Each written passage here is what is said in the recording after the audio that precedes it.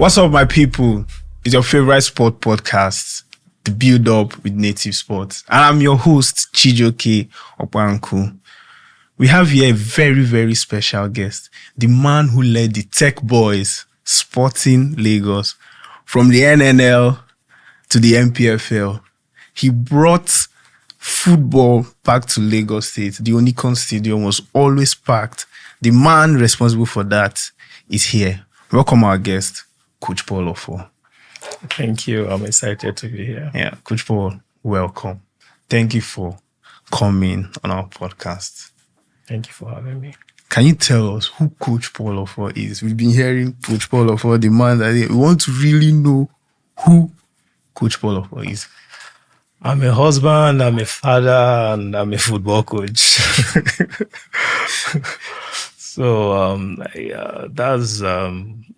that's the simplest definition of me right now. I love football. I'm very passionate about football and the people I work with. And every opportunity I have to be on the field, I try as much as possible to make the most of it and also make it impactful.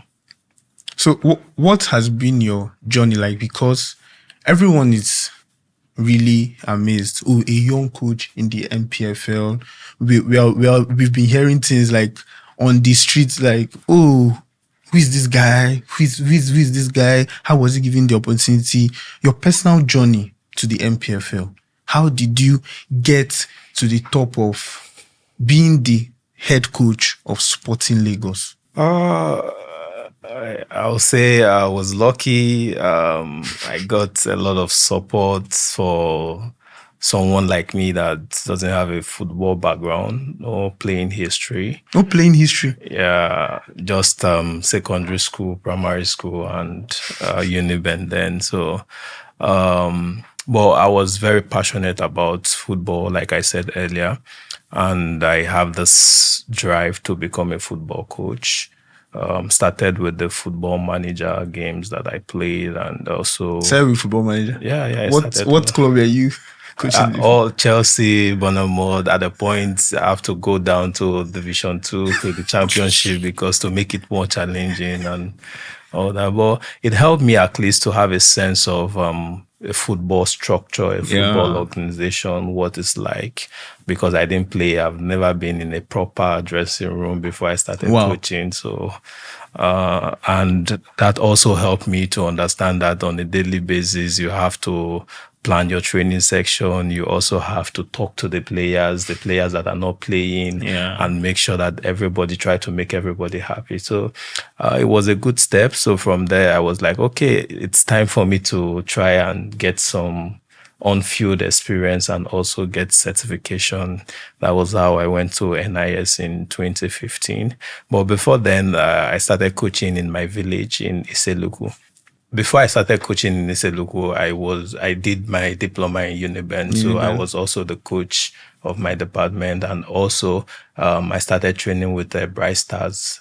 Bright Stars Academy. Bright Stars Academy. So just to gain experience and to see what a training section and all that looks like. So when I finished, I went back to Iseluku and I started in my soccer academy. From there, we got a sponsor, Anyoma United, Antonio Co. He came in, Engineer Antonio Co. He came in with the sponsorship and we were able to register for State League, register for FA Cup.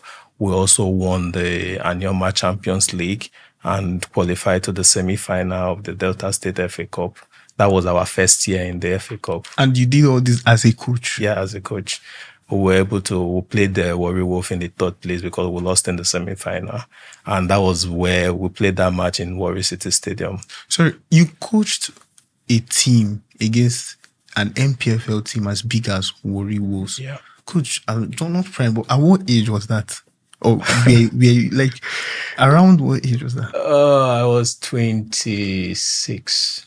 26? Yeah, I was 26 then. And you were in a third place match against an NPFL side, Warri Wolves. Yeah. That's really impressive, coach. I would say I started early because, like I said, I had a clear vision of what I wanted to do. So it was easy for me with the support of my parents and also my siblings, especially my elder brother, Kenneth Kasim Offor. He was always there.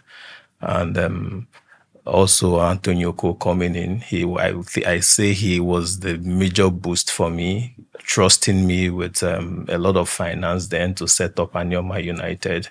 And also we had a camp where we had players at that age. I was managing players, taking care of their welfare and all that.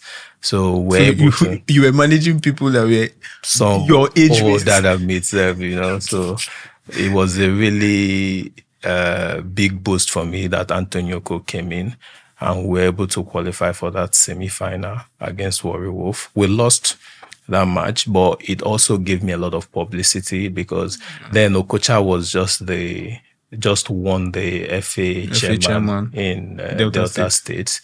So we made a presentation to him, congratulating him and his board for winning the election. So Delta State, especially Warri, got to know Paul Offor, Coach Paul Offor. And that was how I also got the opportunity in 2016 to move to Tiakoma, NLO team. That was my first team. Will I say, I can't say they are not professional, but at least like so a professional, like official team, yeah. So we played in the league. We had a good season. Unfortunately, we couldn't promote that season because we came second and it was only one team to move from. But also one of the reasons why I took that job was because they train in the main bowl, the same pitch with Warri Wolf. So it gave me the opportunity to kind of showcase my talent, and everybody got to see me because everybody watched our training session immediately after Warri Wolf would train. And it paid off for me because when Mozeto became the chairman of Warri Wolf, Coach Taju was the head coach then. Mid-season, Coach Taju left. I don't know what happened between them. He left. So Mozeto came to me to become the assistant coach to Coach Kester. That was how I got my big move to Warri Wolf as an assistant coach. And that season was very impactful. We were able to win some away games and we gained promotion with Warri Wolf.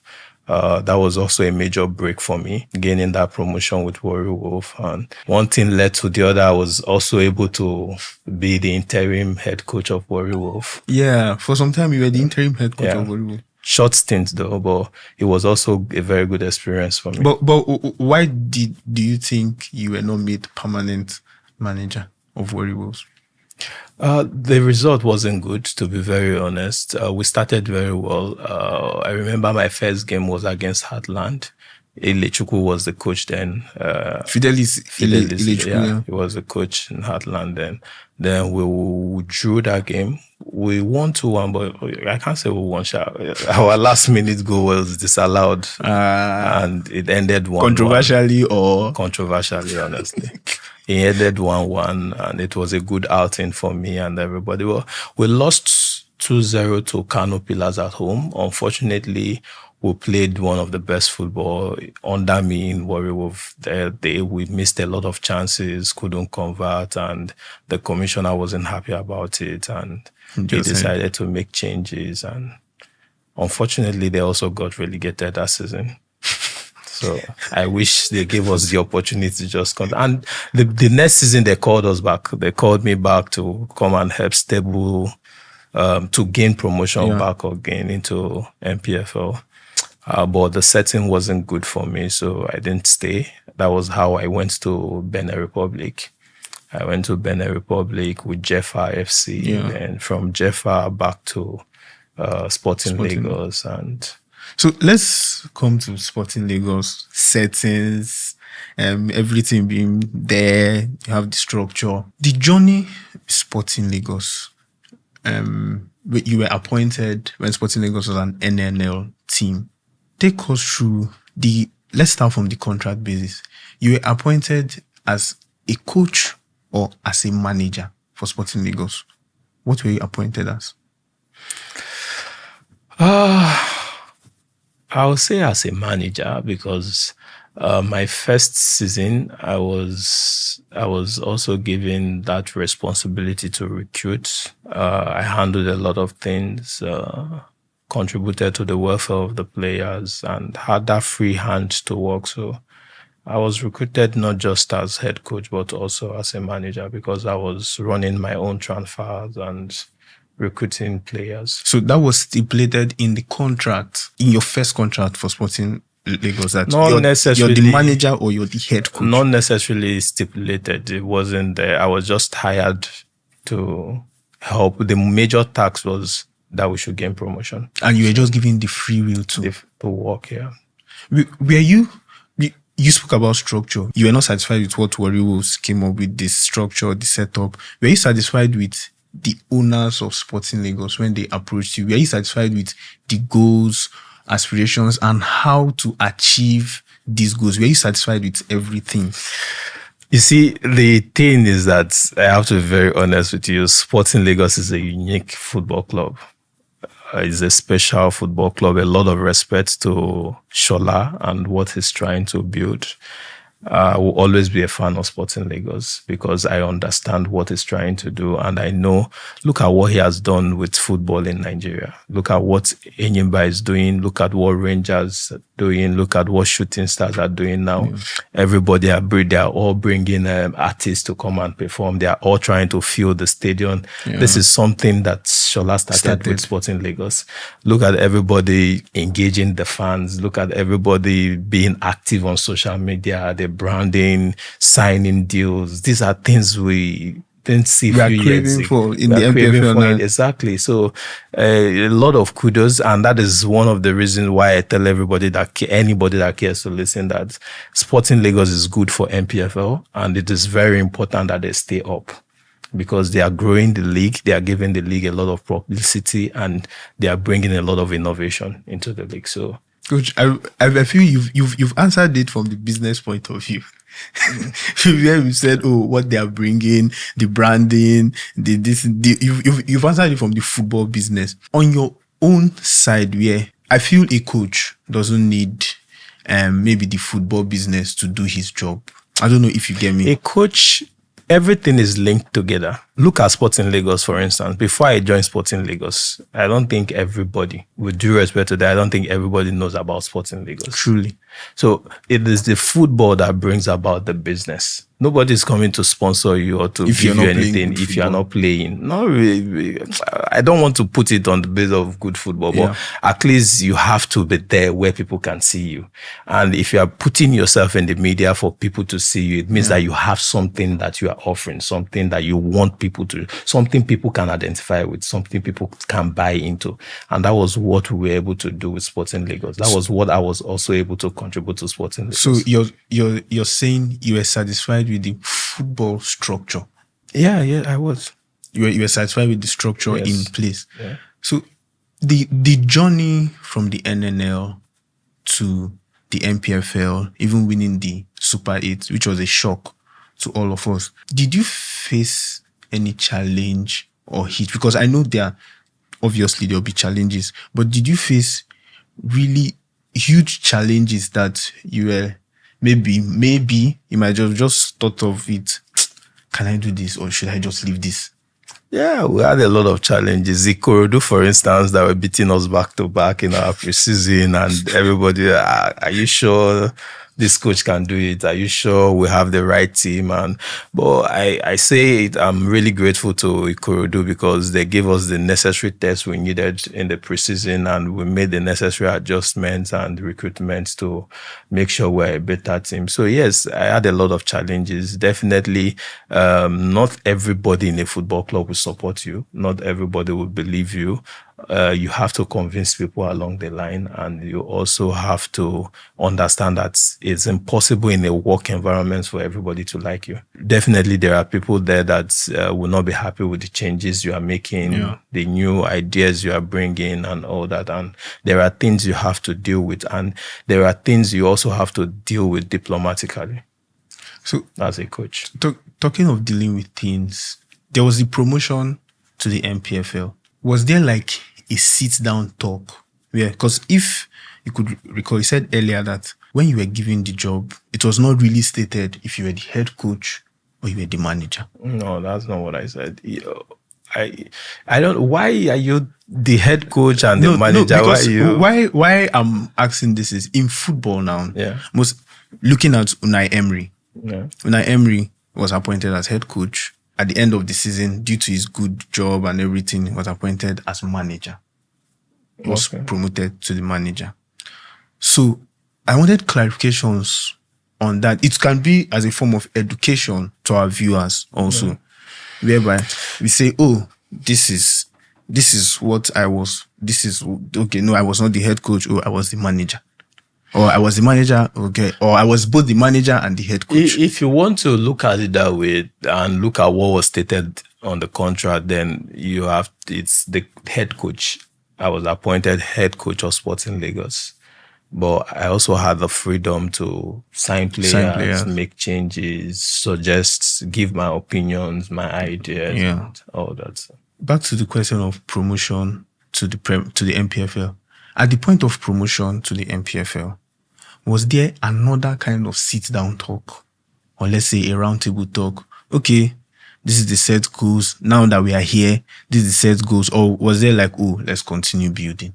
No. Shola is never going to take. Shola always wants to be the best, wants to be the top, which is something I also admire a lot about him. From onset, it was let's try and get a continental ticket. From the one day, I remember the meeting we had after recruitment before the start of the season. I remember it was Lokosa that asked that question if we just want to be in NPFL or we want to compete for the title. And Shola said, let's go for the title if it's possible. That's the type of person he is. That's the dream.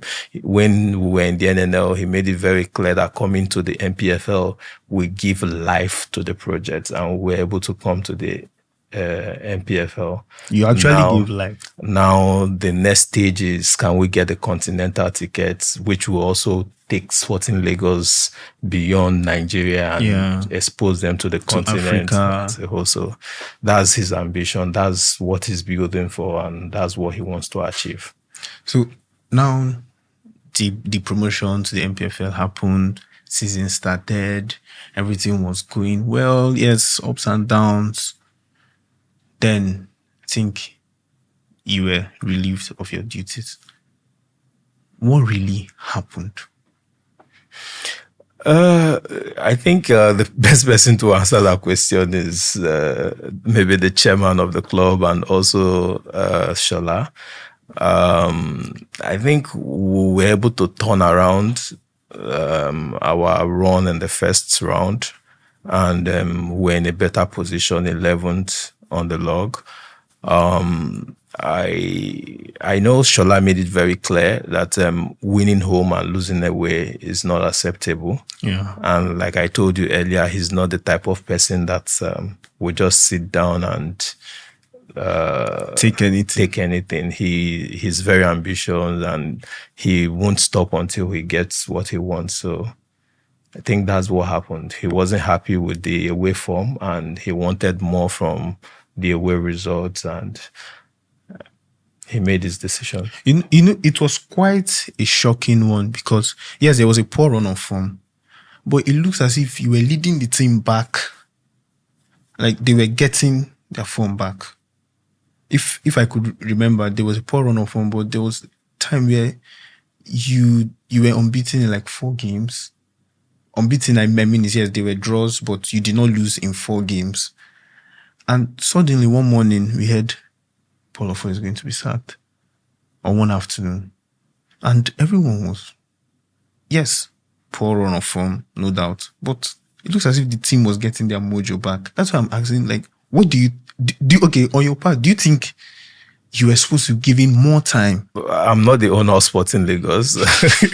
Yeah. You see, I don't feel entitled. I don't feel like I said it.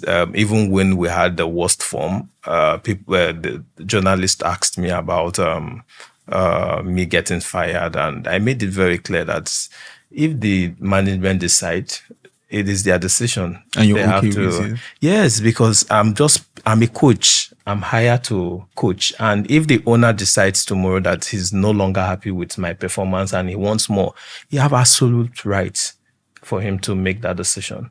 How you feel, it doesn't matter. The most important thing is that the contract you have, that they honor it. And Sporting Lagos honored my contract. So that's the most important thing. He owns the club. He funds the club. He knows what he wants for the club, and he makes his decisions. And the sacking, I think, brought about a lot of stories, a lot of rumors, which I feel you can clear them, because we've read a lot of rumors everywhere in fractions of the media. We know how the media is when a coach is fired and all of that. There was a rumor where that's where my question of head coach, manager is coming in. There was a rumor where you were demoted and Paul Offor was made to take charge of the team. Is this rumor true? Where you were demoted, Paul was made to take charge of the team, then you were just like the ceremonial, okay, we don't want to sack him now, and okay, let him just be there. Coach Paul is the technical director of the team, and if you know what it means to be the technical director of the team, you also know that the team belongs to him as the technical director and have every right to make inputs. The major difference is that when he was announced the technical director, he lost his father and he wasn't available for a couple of months. Yeah. So when he came in and resumed his duty, people assumed that. So it's easy for people to think things, but he was always with us on the field. He's the technical director and he have access. He was also in the panel there during my interview before I joined Sporting Lagos and was part of the panel that made the decision to employ me. So I give him his full respect as the technical director. So there was no demotion. I don't understand what you mean by demotion. It's because of what we read on me. I love clarification. The thing is that you can, like you said, a lot of things can be flying in and out, and a club decide how they want to work, the structure they want to follow, and how, like I said, how they want to work. And if you have a coach like Paul Offor as your technical director, that is also available and humble enough to contribute and share opinions with you with his level of experience in the NPFL and all that. The only wise thing for you to do, for me as a young coach, is also to embrace him and take all the necessary advice and knowledge I can tap in from him. And we had a very good working relationship. So you have a good relationship with Coach Paul? I still have a very good relationship with Coach Paul till tomorrow. Even everybody in Sporting Lagos, you see me talk about Sporting Lagos. It's a club that I love and I will always love and I will always be a fan to. So viewers, this is quashing the rumors that Coach Paul Offor and Coach Paul Offor are having a rift. This is quashing this. You've heard it here yourself. They are in a good relationship. So let's stop the rumors in the media making rounds and all of that. Coach, thank you for the clarification. And another thing that came up that period of your sack, because the sack was really huge, so many things were coming up. There were issues of transfers where you wanted to bring some players in, or the club wanted to bring some players and you refused that the players should not come in. I think a player was mentioned, then the player from South Sudan, Joseph Loro, where the club wanted Joseph Loro to be signed after trials with the club. And it was reported that you refused to sign this player. And so many other players that are listed or that you wanted to say. So there was a huge transfer. Maybe you have to start listing all the players so that I don't consent to so many others. Okay, let's use just Joseph Loro. Joseph Loro. Was there any time where the club wanted to sign Joseph Loro and you said no? Like I said, Sporting Lagos gave me all the freedom, especially imagine a coach comes into a team that's battled relegation the previous season, survive on the last day, and you were able to come in and turn around and give them that promotion they wanted so much and also win the Super 8. If I come here and tell you that they didn't give me full access to make decision on transfer, then I'll be lying to you. I had full decision, the full rights to make decision on transfers, on players, and I can't sign everybody. It's just 25 players. And also remember, we had players that gained promotion with us that we needed to keep in the team. Yeah. And all that. So Joseph is a wonderful player, a wonderful guy. We had a lot of fun with him in the training section, the way he interacted with the players, other players, and the team and the coaching staff. But unfortunately, it wasn't what we were looking for. And yes, I made the decision not to sign him. So you feel maybe decisions like maybe not signing Joseph Loro. Do you know Joseph Loro? Have you watched him play? No, I haven't. I'm not like. Where is he now? I don't know. Okay. So you're trying to say your decision was just I'm not saying my decision was just right. I'm just telling you, some people don't even know Joseph just because he's from Sudan. So if he's from Sudan, we should just sign him. You don't sign, it's not by name or by, yes, if we're bringing international players, they should come here and make difference. Yes, really. They should come here, and you can't come and we're managing you. If you are coming, if I'm going to sign a player from South Africa, from Sudan, from anywhere, you should improve. You should come here and make a clear difference. If I have a player that can do something that is doing in Nigeria here, then why will I go all the way to get a player? Is it for publicity or for what? Because at the end of the day, you are also going to be judged for it, especially when he's not playing. Yeah. And you want to build your own team. And at the same time, I think it's also developing our own. Because it wasn't about just develop. It was purely on what he can offer compared to what other players there can offer. It wasn't our own mentality, no. Okay. At that point, I was looking for a defensive midfielder that is combative, that can also do a box-to-box. Also, because of the nature of our league, that is very good in the air. Yes, very good height, but he's not the strongest in terms of physique and all that, but good on the ball and all that. But we also have people that can do it in the team already. So we're looking for a different profile of player. Like I said, good player, good character, and we enjoy the time he spent with us in Sporting Lagos. So there was nothing like maybe disagreements in incoming or outgoing transfer was a contributory factor to you losing the job.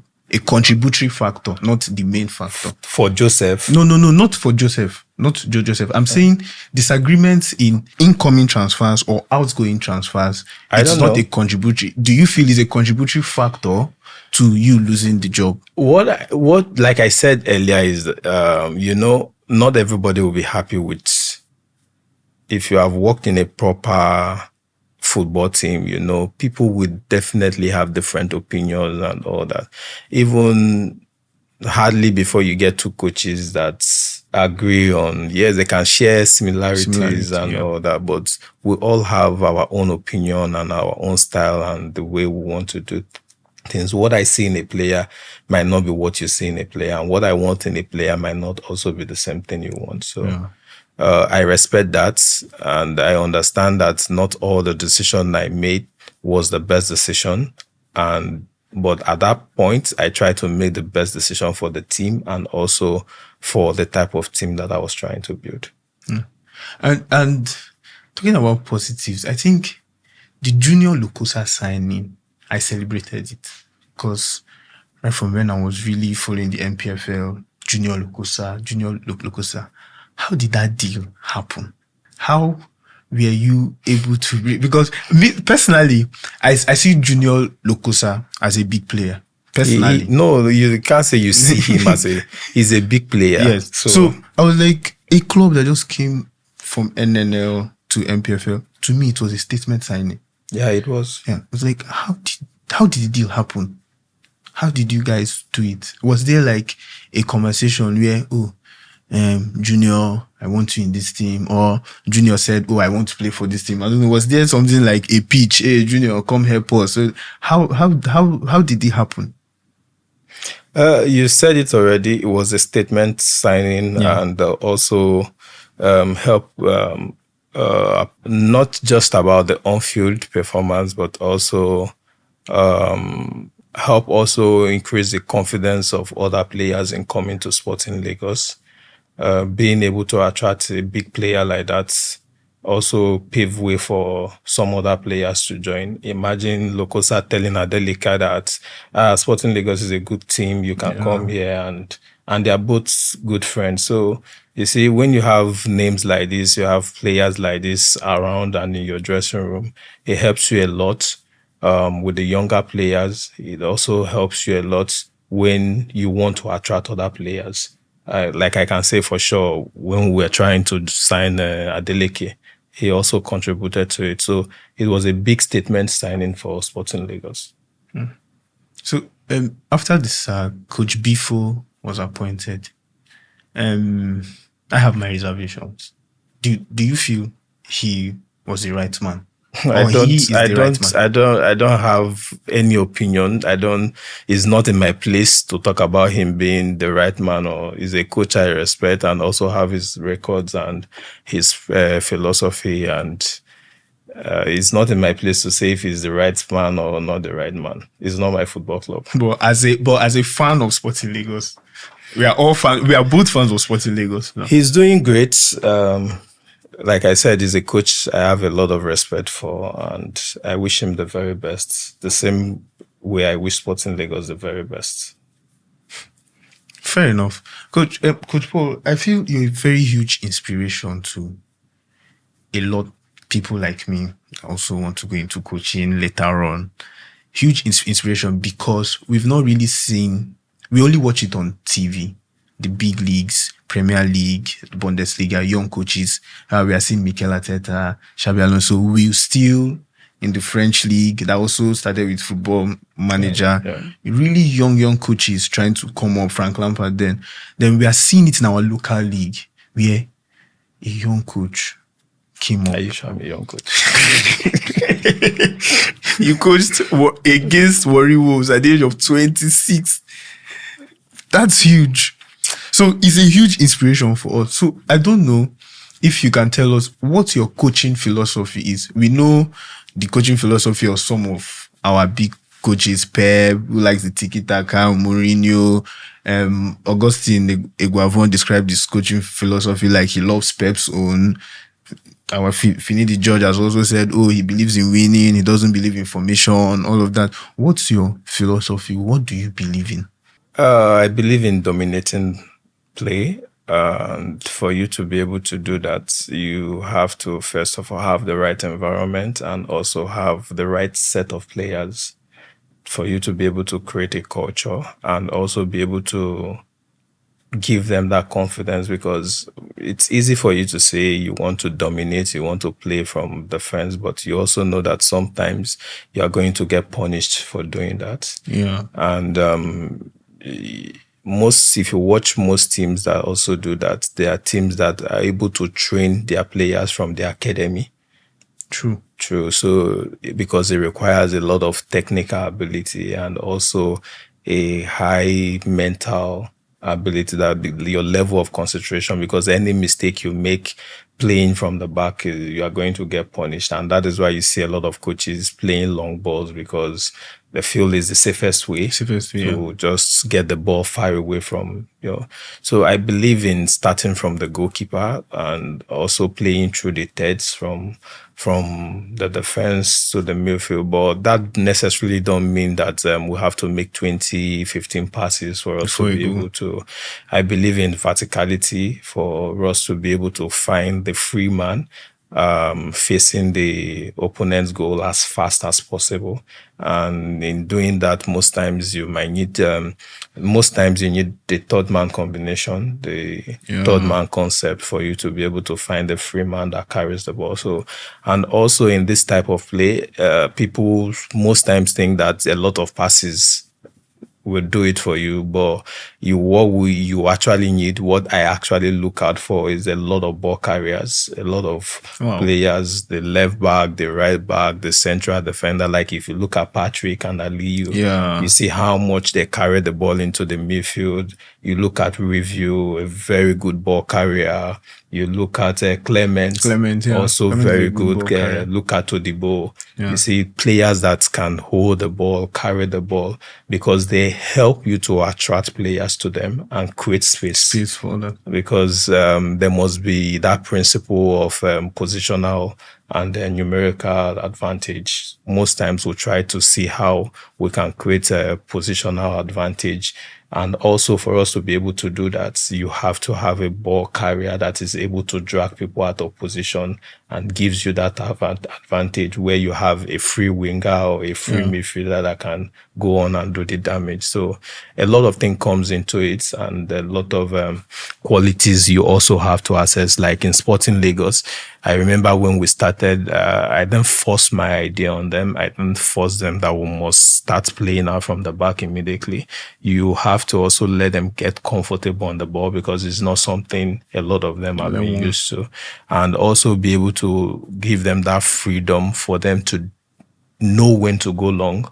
And when they are not comfortable enough, if you keep insisting that they do it, it becomes a problem to the team. It also becomes a problem to their confidence. So it's a gradual process, and that is why one of the reasons why you see that in our games is not every time that we'll build from the goalkeeper, because the players have to feel it. They have to feel that they are comfortable enough to start in that position. If they're not comfortable enough to start, then they have to go long. So the whole idea is to try as much as possible to get them comfortable. And it also depends on the drill, how you train, how you prepare them in training section for them to be in the same situation. Unfortunately, training and real life match atmosphere is majorly the atmosphere. That because there the fans will be there will be a lot of pressure, a lot of things at stake. So when you are able to transfer this behavior from training to match, then it's a huge success for you as a coach. You see, on the build-up, we are talking about build-ups. You see, build-up, we are talking about build-ups. I hope you're learning the build-ups. Not, in viewing centers, everybody is a coach. Nobody is a certified coach, but everybody is a coach. Where you say, it's supposed to be here, it's supposed to be here, it's supposed to be here. But it's great that we know your philosophies, we know how you want to play the game and all of that. But coach, since you left Sporting Lagos, have you received any offers? I've been in contact with some club, but you don't want to name them. It's not my place to name, to make announcements. It's the club that will make official announcement before anything. But right now, I can tell you that there is nothing. The season is just ending, and you don't expect any team right now to sack any coach or anything to happen. It's not even the right time for anybody to take over a job. But this is not the right time. But you see yourself taking over a job soon. Definitely. The right project is the most important thing. It doesn't matter the level. It doesn't matter if it's NNL or NPFL. The most important thing is the right project, the environment where you can work and express yourself and also be able to make impact. Okay, so what's really next for Coach Paul? Football. Getting more badges? Yeah, definitely getting more badges. Coach, you've been in Nigerian football for arguably a long time, and the NPFL for at least a year. Let's say a year. And I know you've experienced a lot of players. Starting from your team, we've heard of clubs like Manchester City where the player's favorite to go speak to the coach. The coach's favorite, which the players have spotted out. Using Man City as example, Bernardo Silva. He's like Pep's boy. We need a free day. Bernardo, please talk to the coach. Okay, I'm late. Bernardo, because who was your own, let me use the word, son in Sporting Lagos? I won't say son. I think I have a lot of players that I'm also very, very close to. Jonathan, Review, Patrick, Vincent, the captain. I think Vincent was he number one? Expressive. No, he was the one always coming to talk to me. I have this relationship that, okay, if he feels that the team needs a break or who need ice bath or, things like that generally. He's the one always stepping up. We have that relationship. But apart from him being the captain, he's mostly the one reaching out to me, and we talk a lot too. So which coach, both present and past, has influenced your philosophy? Yes, you did not play professionally, but which coaches have you studied that have influenced your philosophy a lot? In the NPFL? No, both NPFL, anyone, NPFL or in the world. Kadri Kana, Jose Mourinho, Pep, Ancelotti, Sachi. Which one of them? Klopp having made a big impression on me too. Pep Guardiola also. Because you see, I studied the rivalry between these two. If you also watch, you see that Klopp have also helped to change how Man City recruits players. Yes. You see, initially, every time they meet, they always lose to Liverpool. Yeah. Because Liverpool will always have this physical, technical really players. Physical. But Man City focus more on technical players. So recently, you see the trend, they are changing to technical, physical players. So I like the way Klopp set up. I also like the way he recruits. I also like the qualities he looks out for in players. Then his mentality. I like Pep, the way he works and the way he's able to create solution within the team. Like you see Kai Walker coming in as a central defender sometimes, going as a wing back. Stones, the same thing. Stone and all that. You see, I like that flexibility with players. So these two have really made great impacts and impression, and I've also studied them a lot. I read a lot of their books, I watch a lot of their games, and I watch a lot of their sections. So what do you miss most about being a coach? What we know you're coming back soon, like full time on the touchline, but what do you miss most in the past months? Do you miss anything? A lot. I miss my players. I miss going to work. I miss planning sections and actually being on the field. Then the pressure that comes with games and all that. I mix it, and I can't wait to get back. Do you have any ritual, like match day ritual? Definitely. Well, can you share it with us? I pray a lot. I'm a Christian, and I pray a lot. I ask for, after walking on the field, I believe that that's like 95%, and you need grace. We all need favor, and I ask for that favor. I also try as much as possible to kind of be clean, like not try to, anything that will bring bad luck and all that, stay away from it. And I fast too. Before games. Before games? Yeah. Sometimes it depends on the nature of the game. It can be the day of the match. Sometimes it can be 2 days before. And it depends on how I feel and what I feel towards the game. Then that's also how I prepare for it spiritually. Okay. Now, we want to take it back to the national team. There's this talk of we need local coaches. We need local coaches to take us to the next level. My question is in two parts. Do you feel local coaches will take us to the next level? You mean Nigerian coaches? Yes, Nigerian coaches will take us to the next level where, okay, we are getting to the semi-finals of like a World Cup. And also, we're on the verge of, we might not qualify for the World Cup. We might not qualify for the World Cup. What stops us from going 4 matches unbeaten and winning 4 games in a row? Now they have more time to prepare. I think the next qualifier is going to next be year. 25th of March next year. So there is enough time to play a lot of friendlies, get his ideal players and teams and all that, which sometimes we just have to be a little patient and see. So do you feel a local coach will take us to that next level? Yes, I feel if given the right opportunity and the right time, why not? Because this is like the last trivia. And we are going to do it in this way. Winner stays. Winner stays, I mean, we are ranking managers. If I say this or this or that, if you say that stays. For instance, if I say Klopp or Pep stays, I go on Pep or till the winner. Okay. So we are going this way. Jose or Klopp? Klopp or Carlo Ancelotti? Klopp. or Sam Allardyce? Klopp. Klopp or Paul Offor? Paul Offor. Paul Offor or Finidi George? You are asking me to choose between myself and Paul Offor or Finidi George? Paul Offor. Last one. Paul Offor the way. Paul Offor or Pep? Paul Offor.